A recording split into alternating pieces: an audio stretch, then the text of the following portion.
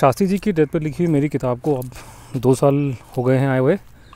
और बड़ी खुशी की बात है कि अभी भी वो बेस्ट सेलर की कैटेगरी में आती है और आप अमेज़न पे जाएंगे तो आपको अभी भी वो अपने सेक्शन के अंदर हमेशा नंबर 1 या 2 या कभी कभी 3 पे नज़र आएगी। और उसमें सारे बड़े बड़े लोगों की किताबें आपको नज़र आएंगी। उसमें आप देखिए कि इतने सारे हॉट टॉपिक्स के बीच में ये किताब अभी भी इतना अच्छा कर रही है, तो ये बड़ी खुशी की बात है। और इसका एक रीज़न ये भी है कि शायद क्या मैं पहला ही व्यक्ति हूँ जिसने लाल बहादुर शास्त्री जी की डेथ को लेकर इतनी ज़बरदस्त इन्वेस्टिगेशन की है।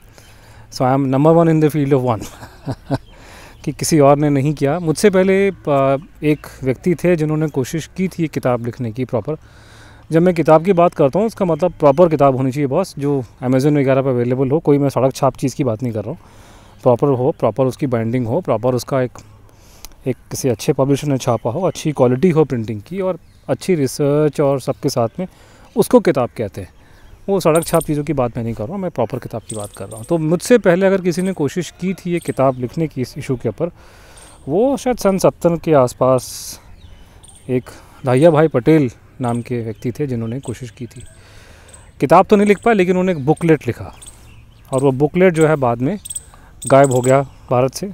मैं भी उसको बहुत ढूंढा, मुझे नहीं मिला। मैंने अच्छी लाइब्रेरी छान मारी। मैं दिल्ली में ये हमारा जो शास्त्री भवन है जहाँ पे आपका भारत सरकार के बहुत सारे ऑफिस हैं गवर्नमेंट ऑफ इंडिया के, सूचना जो आपका इंफॉर्मेशन ब्रॉडकास्टिंग मिनिस्ट्री का ऑफिस वहीं पर ही है।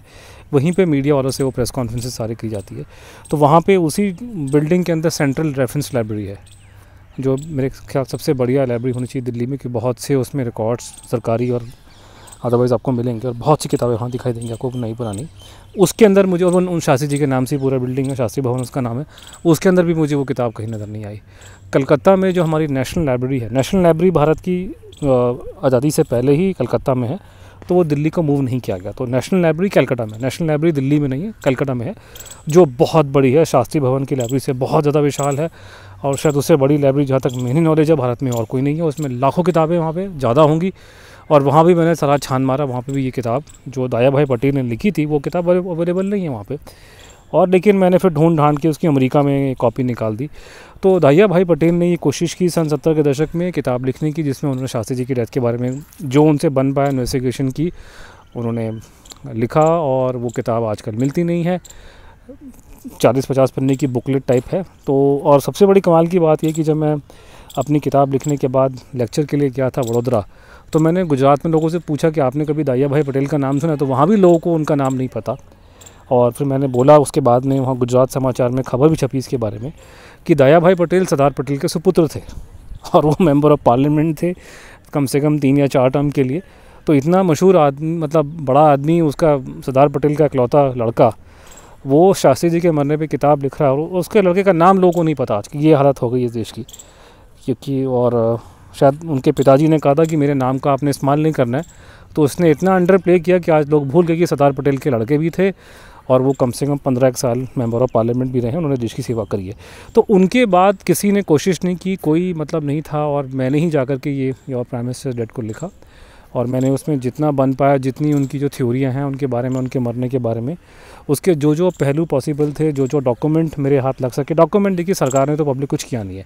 मैंने सूचना के अधिकार के अंतर्गत गवर्नमेंट से काफ़ी इन्फॉर्मेशन जो निकल पाई, क्योंकि मैं ही पहला व्यक्ति था जिसने 2009 के आसपास पहली बार मैंने ही सबसे पहला सूचना का अधिकार के अंतर्गत सरकार से शास्त्री जी के बारे में पूछा था। मेरी एप्लीकेशन पहली थी। तो वो उसके बाद में उससे मैंने इन्फॉर्मेशन निकाला, थोड़े से कागज़ उन्होंने रिलीज़ करे, काफ़ी चीज़ें नहीं रिलीज़ करी। और मैंने और भी जो जो चीज़ बन पाई, पार्लियामेंट के रिकॉर्ड्स वो निकाल के देखे।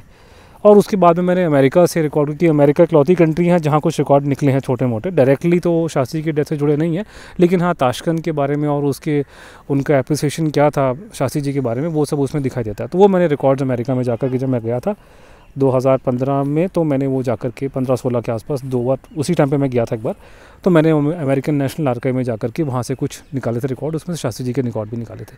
तो ऐसे मैंने बहुत सी इन्फॉर्मेशन निकाल के एक तरीके से ये पूरा एक स्ट्रक्चर तरीके से पूरी इशू को इसमें एक्सप्लेन किया है। उसमें आपके सामने जो 3 मोटी मोटी थ्योरियाँ हैं उनको एक्सप्लेन किया है। और मैंने अपना पॉइंट ऑफ व्यू क्लियर दिया है कि मेरे हिसाब से तो डेथ नेचुरल नहीं है, वो तो पॉइजन का ख़तरा नज़र आ रहा है। तो वो सारी बातें निकाल के मैंने अपना कंक्लूजन जो बन पाया मैंने लिख दिया और लोग उसको पसंद कर रहे हैं, तो खुशी की बात है। और ये किताब अब हिंदी के अंदर अवेलेबल है, मराठी में अवेलेबल है और लोग उसको पसंद कर रहे हैं। आप भी पढ़िए, आपको भी अच्छा लगेगा। नमस्कार।